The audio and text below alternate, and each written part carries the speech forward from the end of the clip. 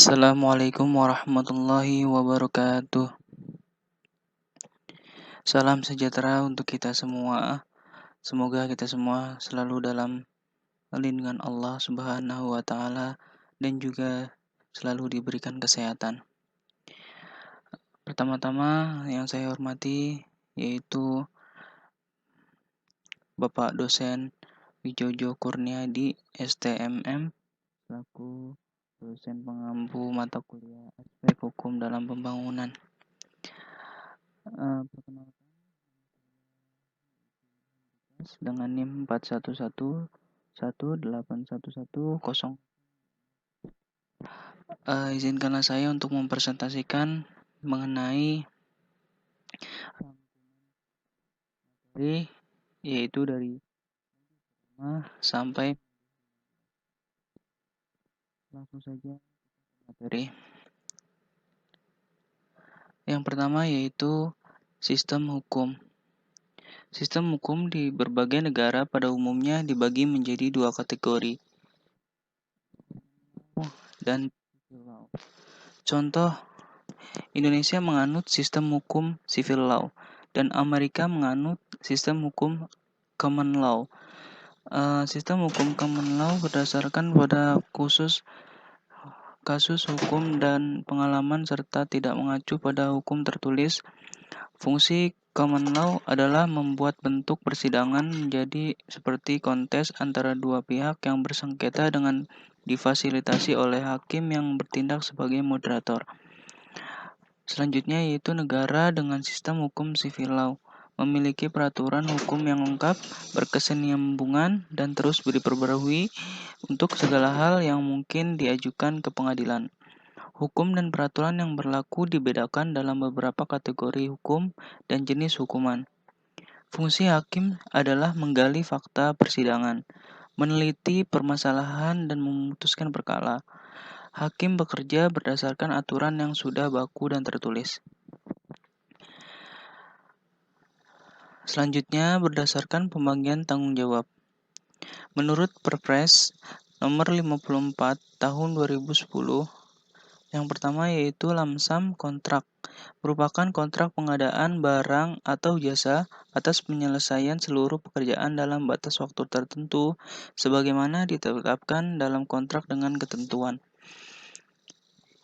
yaitu jumlah harga pasti dan tetap, serta tidak dimungkinkan penyesuaian harga. Selanjutnya, semua risiko sepenuhnya ditanggung oleh penyedia barang atau jasa. Pembayaran didasarkan pada tahapan produk atau keluaran yang dihasilkan sesuai isi kontrak. Sifat pekerjaan berorientasi kepada keluaran atau output based. Total harga penawaran bersifat mengikat dan tidak diperbolehkan adanya pekerjaan tambah atau kurang. Selanjutnya, yang kedua, kontrak harga satuan. Merupakan kontrak pengadaan barang atau jasa atas penyelesaian seluruh pekerjaan dalam batas waktu yang telah ditetapkan dengan ketentuan sebagai berikut. Yang pertama, harga satuan pasti dan tetap untuk setiap satuan atau unsur pekerjaan dengan spesifikasi teknis tertentu. Volume atau kuantitas pekerjaannya masih bersifat perkiraan pada saat kontrak ditandatangani. Selanjutnya, pembayarannya didasarkan pada hasil pengukuran bersama atas volume pekerjaan yang benar-benar telah dilaksanakan oleh penyedia barang atau jasa dan dimungkinkan adanya pekerjaan tambah atau kurang berdasarkan hasil pengukuran bersama atas pekerjaan yang diperlukan. Selanjutnya, berdasarkan cara pembayaran. Yang pertama, yaitu kontrak gabungan, lamsam, dan harga satuan. Kontrak yang merupakan gabungan lamsam dan harga satuan satu pekerjaan yang diperjanjikan. Yang kedua yaitu kontrak persentase. Kontrak pengadaan jasa konsultasi atau jasa lainnya dengan ketentuan sebagai berikut. Yang pertama, penyedia jasa konsultasi atau jasa lainnya menerima imbalan berdasarkan presentasi dari nilai pekerjaan tertentu. Pembayaran didasarkan pada tahap, produk, atau keluaran yang dihasilkan sesuai dengan isi kontrak. Selanjutnya yang ketiga yaitu kontrak terima jadi atau turnkey. merupakan kontrak pengadaan barang atau pekerjaan, konstruksi, atau jasa lainnya atas penyelesaian seluruh pekerjaan dalam batas waktu tertentu dengan ketentuan sebagai berikut. Pertama, jumlah harga pasti dan tetap sampai seluruh pekerjaan selesai dilaksanakan, dan pembayaran dilakukan berdasarkan hasil penilaian bersama yang menunjukkan bahwa pekerjaan telah dilaksanakan sesuai dengan kriteria kinerja yang telah ditetapkan. Selanjutnya yaitu langkah-langkah dasar pengadaan proyek. Yang pertama, perencanaan pengadaan atau menetapkan barang dan jasa yang akan diadakan atau dilelang. Penentuan apa yang diperlukan meliputi deskripsi lengkap dari persyaratan teknis, kualitas jadwal, biaya, serta ketentuan lainnya. Yang kedua, perencanaan kontrak sampai memilih peserta pelelangan dan melengkapi request for proposal atau permintaan proposal. Tujuan dalam tahap ini adalah mendapatkan pemenang yang paling memenuhi syarat untuk menjalankan kontrak. Request for proposal atau yang disingkat dengan RFP sebagai bagian untuk kontrak dan merupakan dokumen yang terdiri atas teknikal, manajemen, komersial, dan persyaratan lain yang dibutuhkan dari para peserta pelelang dan dalam membuat proposal pelelangan.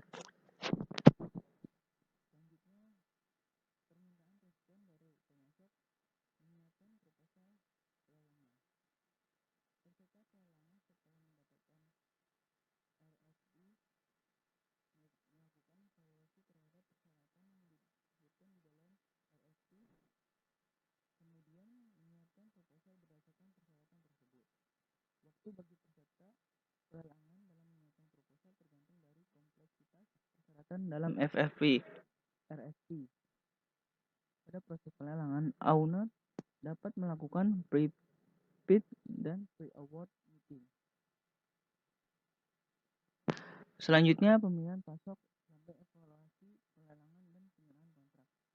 Proses evaluasi menganalisa kelebihan dan kekurangan proposal pelelangan berdasarkan persyaratan yang disebutkan dalam RFP. Setelah evaluasi selesai, dilakukan penyerahan kontrak pada peserta pelelangan yang memperoleh nilai tertinggi dalam evaluasi. Kontrak tersebut berdasarkan persyaratan yang telah disebutkan di dalam RFP, kelebihan proposal dalam pelaksanaan pekerjaan, serta komitmen lain yang diperoleh selama proses pelelangan dan evaluasi. Selanjutnya yaitu administrasi kontrak sampai manajemen kontrak. Manajemen kontrak bertujuan untuk memastikan bahwa seluruh persyaratan teknis dan persyaratan manajemen yang disebutkan di dalam kontrak dilaksanakan dengan baik dan benar, termasuk seluruh kegiatan yang dilaksanakan oleh pemasok, kontraktor, dan owner. Selanjutnya yaitu penutupan kontrak. Penutupan kontrak dapat dilakukan apabila seluruh kegiatan telah selesai dan memenuhi persyaratan yang telah ditetapkan. Selanjutnya yaitu tentang kontrak kerja konstruksi. Kontrak kerja konstruksi adalah keseluruhan dokumen kontrak yang mengatur hubungan hukum antara pengguna jasa dan penyedia jasa dalam penyelenggaraan jasa konstruksi di mana diatur dalam Perundangan Indonesia, yaitu dalam Undang-Undang Jasa Konstruksi Nomor 2 Tahun 2017, paragraf ketiga, kontrak kerja konstruksi pada pasal 46 dan pasal 47. Jasa konstruksi adalah layanan jasa konsultasi perencanaan pekerjaan konstruksi, layanan jasa pelaksanaan pekerjaan konstruksi, dan layanan jasa konsultasi pengawasan pekerjaan konstruksi. Selanjutnya, yaitu pekerjaan konstruksi adalah keseluruhan atau sebagian rangkaian kegiatan perencanaan dan pelaksanaan beserta pengawasan yang mencakup pekerjaan arsitektural, sipil, mekanikal, elektrikal, dan tata lingkungan masing-masing beserta kelengkapannya untuk mewujudkan suatu bangunan atau bentuk fisik lain. Selanjutnya yaitu hukum di negara Indonesia. Hukum Indonesia menurut Undang-Undang Republik Indonesia Nomor 12 Tahun 2011 tentang pembentukan peraturan perundang-undangan memiliki hierarki sebagai berikut. Yang pertama pasal 7 yaitu berisikan jenis dan hierarki peraturan perundang-undangan terdiri atas Undang-Undang Dasar Negara Republik Indonesia tahun 1945, ketetapan Majelis Permusyawaratan Rakyat, undang-undang atau peraturan pemerintah pengganti undang-undang, peraturan pemerintah, peraturan presiden, peraturan daerah provinsi, dan yang terakhir yaitu peraturan daerah kabupaten atau kota. Yang kedua, kekuatan hukum peraturan perundang-undang sesuai dengan hierarki sebagaimana dimaksud pada ayat 1. Di Indonesia kita memiliki undang-undang. Yang pertama, UU JK nomor 2 tahun 2017, yaitu Undang-Undang Jasa Konstruksi nomor 2 tahun 2017 tentang jasa konstruksi. Yang kedua, Undang-Undang nomor 24 tahun 2019, Undang-Undang nomor 2 tahun 2009 tentang bendera atau bahasa dan lambang negara serta lagu kebangsaan. Undang-Undang nomor 11 tahun 2020 tentang Cipta Kerja. Selanjutnya yaitu peraturan pemerintah. PP nomor 22 tahun 2020. Peraturan pemerintah nomor 54 atau tahun 2016, perubahan ketiga atas peraturan pemerintah nomor 29 tahun 2000 tentang penyelenggaraan jasa konstruksi. Selanjutnya yaitu peraturan presiden atau Perpres. Perpres tahun 12 tahun 2021, Peraturan Presiden Republik Indonesia Nomor 12 tahun 2021 tentang pengadaan barang atau jasa pemerintah. Selanjutnya yang ketiga yaitu administrasi kontrak konstruksi.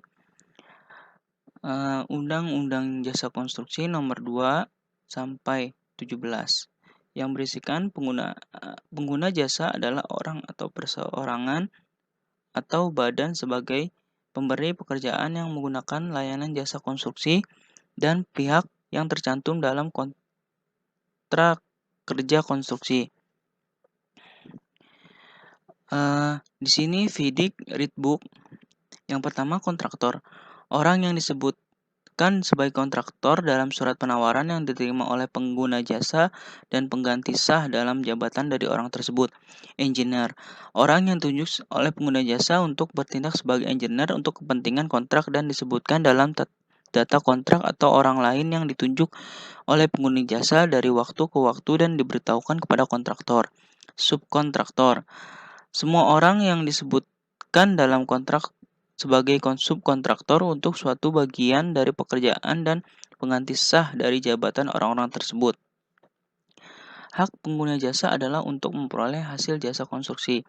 Kewajiban pengguna jasa adalah memenuhi hasil jasa konstruksi dan juga berkewajiban memberikan pengesahan atau persetujuan atas proses desain, pengerjaan, dan penyelesaian. Pemilihan penyedia jasa yang menggunakan sumber pembiayaan dari keuangan negara dilakukan dengan cara yang pertama yaitu tender atau seleksi, yang kedua pengadaan secara elektronik, yang ketiga penunjukan langsung, dan yang keempat pengadaan langsung. Dalam pemilihan penyedia jasa, pengguna jasa bertanggung jawab sebagai penyiapan term of reference. Yang kedua, penyiapan tender dokumen. Yang ketiga, pengaturan hubungan kerja antara pengguna jasa dan penyedia jasa harus dituangkan dalam kontrak kerja konstruksi. Dalam hal terjadi kegagalan bangunan, pengguna jasa dapat menjadi pihak yang bertanggung jawab terhadap kegagalan bangunan. Selanjutnya, pengguna jasa bertanggung jawab atas kegagalan bangunan yang terjadi setelah jangka waktu yang telah ditentukan. Selanjutnya, konsultan. Sebelum kontrak kerja, menyiapkan penawaran meliputi pengalaman pekerjaan, pengalaman tenaga ahli, termasuk jadwal kerja dan jumlah orang per bulan, approach metodologi, dan lain sebagainya. Sesudah kontrak kerja, sebagai desainer, feasibility study, detailed design, membuat laporan progres dan laporan akhir studi atau desain. sebagai konsultan pengawas, melaksanakan tugas pengguna jasa kecuali membayar, membimbing dan mengadakan pengawasan secara periodik dalam pelaksanaan pekerjaan, melakukan perhitungan prestasi pekerjaan, mengkoordinasi dan mengendalikan kegiatan konstruksi serta aliran informasi atas berbagai bidang agar pelaksanaan pekerjaan berjalan lancar, menggunakan kesalahan yang mungkin terjadi sedini mungkin serta menghindari pembengkakan biaya. Kontraktor, sebelum kontrak kerja, menyiapkan penawaran meliputi metode pelaksanaan, anggaran biaya, dan kelengkapan dokumen penawaran termasuk pajak, asuransi, dan lain sebagainya. Sesudah kontrak kerja, yang pertama melaksanakan pekerjaan sesuai dengan gambar rencana, peraturan, syarat-syarat, risalah penjelasan pekerjaan sesuai dengan kontrak, membuat gambar-gambar pelaksanaan yang disahkan oleh konsultan. Selanjutnya membuat laporan hasil pekerjaan berupa laporan harian, mingguan, dan bulanan. Pencatatan setiap kegiatan termasuk kondisi cuaca dan juga kejadian alam yang mempengaruhi pelaksanaan pembangunan. Selanjutnya laporan harian atau mingguan atau bulanan, laporan RAB, dan lain-lain. Selanjutnya menyediakan alat keselamatan kerja dan keamanan di lokasi proyek. Selanjutnya, menyerahkan seluruh atau sebagian pekerjaan yang telah diselesaikan sesuai dengan ketetapan yang berlaku. Selanjutnya yaitu klaim konstruksi. Klaim konstruksi adalah klaim yang timbul dari atau sehubungan dengan pelaksanaan suatu pekerjaan jasa konstruksi antara pengguna jasa dan penyedia jasa, atau antara penyedia jasa utama dan dengan sub penyedia jasa atau pemasok bahan, atau antara pihak luar dan pengguna atau penyedia jasa, yang biasanya mengenai permintaan tambahan waktu, biaya, atau kompensasi lain. Jenis-jenis klaim konstruksi. Yang pertama, kompensasi waktu atau yang disingkat dengan EOT, yaitu extension of time atau perpanjangan waktu. Penyedia jasa dapat mengajukan tambahan waktu pelaksanaan atau tambahan kompensasi dari pengguna jasa atau beberapa konsesi seperti pengurangan dari persyaratan teknis atau spesifikasi bahan. Yang kedua, kompensasi biaya. Pertama, pengguna jasa dapat mengajukan klaim pembebasan dalam pengertian pengurangan nilai kontrak dan atau percepatan atau penundaan dari pelaksanaan penyedia jasa. Yang kedua, pihak lain baik secara terikat kontrak atau lainnya boleh mengajukan klaim satu sama lain baik pengguna jasa atau penyedia jasa, termasuk para sub penyedia jasa, konstruksi, perencana, atau konsultan hukum. Penyebab klaim. Klaim oleh pengguna jasa. Yang pertama, pekerjaan yang cacat. Pengguna jasa dapat mengajukan klaim kepada penyedia jasa apabila hasil pekerjaan tidak sesuai dengan spesifikasi kontrak. 2. Kelambatan oleh penyedia jasa.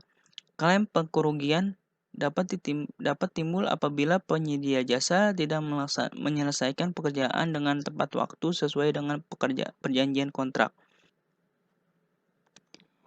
Yang ketiga, pembelaan klaim. Para pengguna jasa yang menghadapi klaim-klaim para penyedia jasa dapat membalas dengan klaim tandingan.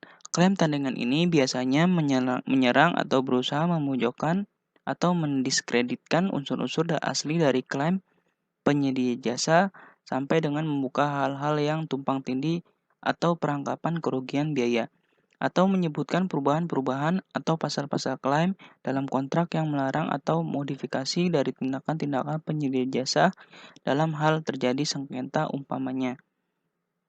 Yang keempat, klaim jenis lain. Walaupun jarang terjadi, timbul karena pemutusan kontrak. Selanjutnya yaitu klaim oleh penyedia jasa. Klaim dalam proyek konstruksi oleh penyedia jasa terhadap pengguna jasa bisa disebabkan oleh banyak sebab dan bentuk yang bermacam-macam. Umumnya dapat ditemukan pada kondisi sebagai berikut. Yang pertama, adanya kelambatan atau cacat informasi dari pengguna jasa, biasanya dalam bentuk gambar-gambar atau spesifikasi teknis. Adanya kelambatan atau cacat dari bahan-bahan atau peralatan yang diserahkan pengguna jasa. Perubahan-perubahan permintaan gambar-gambar atau spesifikasi, perubahan kondisi lapangan atau kondisi lapangan yang tidak diketahui, pengaruh reaksi dari pekerjaan yang bersamaan, larangan-larangan metode kerja tertentu termasuk kelambatan atau percepatan pelaksanaan pekerjaan penyedia jasa, kontrak yang memiliki arti mendua atau perbedaan penafsiran. Selanjutnya yaitu unsur-unsur klaim. Beberapa penyebab perubahan biaya yang paling biasa terjadi adalah waktu dimulainya pekerjaan disebabkan ketersediaan lahan, perubahan upah tenaga, perubahan material dan peralatan yang diperlukan baik jenis maupun kuantitas, perubahan metode kerja, penambahan pengawasan administrasi dan overhead, penambahan waktu pelaksanaan, perbaikan atau pengerjaan ulang suatu pekerjaan, inefisiensi, cuaca, hambatan eksternal, mobilisasi, demobilisasi, dan remobilisasi, perubahan peraturan, perubahan nilai tukar mata uang. Selanjutnya yaitu bentuk pengajuan klaim. Klaim menurut KBBI, yang pertama tuntutan pengakuan atas sebuah fakta bahwa seseorang berhak atau memiliki atau mempunyai atas tertentu. Yang kedua, pernyataan tentang suatu fakta atau kebenaran sesuatu. Mengklaim artinya, yang pertama meminta atau menuntut pengakuan atas suatu fakta bahwa seseorang atau suatu organisasi, perkumpulan, negara, dan sebagainya berhak memiliki untuk mempunyai hak atas sesuatu. Yang kedua, menyatakan suatu fakta atau kebenaran sesuatu. Pengklaim orang yang mengklaim, pengklaiman proses, cara, perbuatan mengklaim. Selanjutnya yaitu struktur klaim. Pada umumnya, klaim mengikuti struktur sebagai berikut. Yang pertama, pemahaman mengenai ketentuan-ketentuan dan syarat-syarat kontrak. Sebelum mengajukan klaim, haruslah diketahui dengan benar tentang hal-hal apa saja yang diatur dalam kontrak, meliputi hak dan kewajiban, pembiayaan, lingkup pekerjaan, penyelesaian sengketa, dan peraturan-peraturan yang berlaku. Yang kedua, pemahaman mengenai kejadian klaim atau kejadian penyebab klaim. Diperlukan pemahaman yang lengkap mengenai peristiwa atau kasus yang telah terjadi atau tidak terjadi dan ditampilkan dalam bentuk kronologis, surat-surat pendukung atau pasal kontrak, undang-undang, peraturan, MOM, dan lain-lain. Yang ketiga, akibat dari kejadian atau klaim tersebut, dengan adanya atau tidak adanya kejadian, maka timbullah akibat dari keadaan tersebut, seperti kehilangan nilai finansial, kehilangan waktu, kehilangan kesempatan, dan hal ini juga dijelaskan dalam kronologis. Yang terakhir yaitu yang keempat, analisa biaya. Pada umumnya, setiap klaim menimbulkan permintaan penggantian biaya, baik dari biaya kerugian, biaya penggantian, atau biaya kompensasi atas usaha atau tambahan usaha yang sudah dilakukan atau akan dilakukan. Kompensasi juga bisa berupa tambahan waktu. Selanjutnya yaitu Dewan Sengketa. Dewan Sengketa adalah badan independen yang terdiri dari 1 atau 3 orang anggota dewan. Pada umumnya diatur sejak penandatanganan kontrak kerja. Mereka bertindak sebagai pihak yang mengupayakan supaya tidak terjadi sengketa dan menyelesaikan sengketa bila ada akibat dari pelaksanaan kontrak. Fungsi Dewan Sengketa yang pertama dapat mengidentifikasi permasalahan atau ketidaksalahpahaman dan mendorong para pihak untuk menyelesaikannya sendiri secara musyawarah tanpa campur tangan Dewan Sengketa. Yang kedua, apabila sengketa tidak dapat diselesaikan, maka Dewan Sengketa dapat mengintervensi dengan bantuan informal untuk membantu para pihak menyelesaikan masalah dengan membuat kesepakatan. Yang ketiga, Dewan Sengketa juga dapat menentukan sengketa melalui rekomendasi atau keputusan yang dikeluarkan setelah prosedur formal atau persidangan Dewan Sengketa. Tata cara penyelesaian sengketa konstruksi. Tahapan penyelesaian sengketa dari UU JK nomor 2 tahun 2017 adalah sebagai berikut. Yang pertama, musyawarah untuk mencapai kemufakatan. Yang kedua, apabila musyawarah tidak tercapai, maka penyelesaian sengketa berdasarkan apa yang tertulis dalam kontrak kerja konstruksi. Yang ketiga, apabila penyelesaian sengketa tidak tercantum dalam kontrak, maka penyelesaian sengketa menggunakan tahapan mediasi. Yang keempat, mediasi adalah penyelesaian sengketa kontrak pengadaan di luar pengadilan melalui proses perundingan kedua belah pihak untuk mencapai kesepakatan yang dibantu oleh mediator. Lama proses penyelesaian selama 30 hari kerja. Yang kelima, konsiliasi adalah penyelesaian sengketa kontrak pengadaan di luar pengadilan melalui proses perundingan kedua belah pihak untuk mencapai kesepakatan yang dibantu oleh konsiliator dengan memberikan pemecahan permasalahan kepada para pihak yang bersengketa. Lama proses penyelesaian sengketa selama 30 hari kerja. Arbitrase adalah penyelesaian sengketa kontrak pengadaan di luar pengadilan yang dilakukan oleh arbiter atau majelis arbiter. Yang ketujuh, Dewan Sengketa disebutkan pula dalam UU JK nomor 2 tahun 2017 ayat 5 selain upaya penyelesaian sengketa sebagaimana dimaksudkan pada ayat 4 huruf A dan B, para pihak membentuk Dewan Sengketa. Berikut adalah perbandingan penyelesaian sengketa. Bisa kita lihat dalam tabel berikut. Selanjutnya yaitu perbandingan penyelesaian sengketa. Yang pertama yaitu kompetensi insinyur profesional. Undang-Undang Republik Indonesia Nomor 11 Tahun 2014 tentang keinsinyuran.